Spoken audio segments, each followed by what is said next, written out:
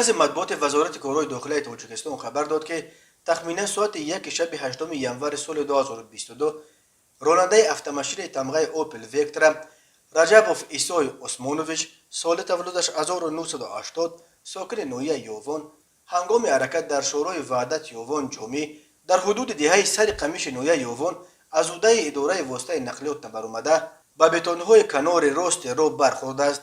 در نتیجه صدمه راننده ایسا رجبوف جراحت وزن جسمانی برداشته هنگام به بیمارخانه دسترس نمودن در راه به هلاکت رسیده است. وزارت کارهای داخلی گفت تحقیق این حادثه ادامه دارد. در روزهای آخر این علاقه سیومین مورد گزارش شده صدمه های مرگاور در راههای تاجیکستان است.